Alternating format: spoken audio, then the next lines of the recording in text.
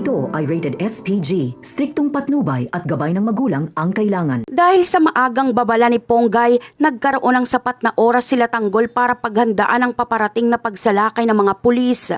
Agad na tumawag si Ponggay kina Enteng nang malaman niyang naghahanda na ang backup na tinawag ni Rigor. Dahil sa impormasyong ito, hindi na bigla ang grupo ni Tanggol at nagawa nilang ayusin ang kanilang depensa bago pa man makarating ang mga kalaban sa kanilang pinagtataguan. Sa gitna ng kaba at pagmamadali, inuna nila Tanggol ang kaligtasan nila Aling Tending at Marites.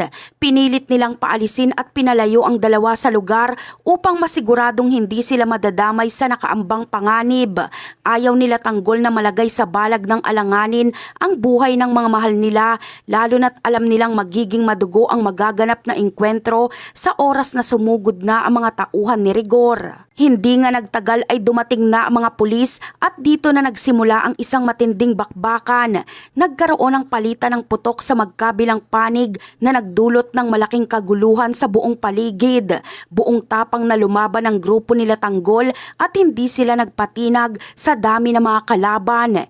Ito na ang pagkakataong inihintay nila upang makaganti kay Rigor at ipakita na hindi sila basta-basta susuko sa gitna ng laban. Kasabay ng mainit na bakbakan, isang malaking sorpresa ang yayanig kay Rigor dahil sa gagawing desisyon ni Mando.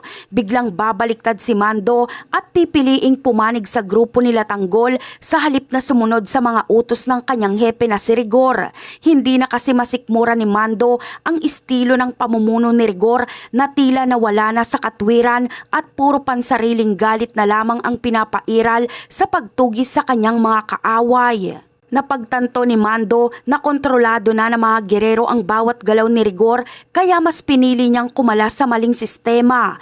Ang pagpanig niyang ito kay Tanggol ay isang malaking dagok para kay Rigor na hindi akalaing tatalikuran siya ng isa sa kanyang mga tauhan. Dahil dito, lalong naging komplikado ang sitwasyon sa engkwentro at mas lumakas ang loob nila Tanggol na harapin ang anumang hamon ng dala ng mga pulis. At yan ang aabangan natin. Bye!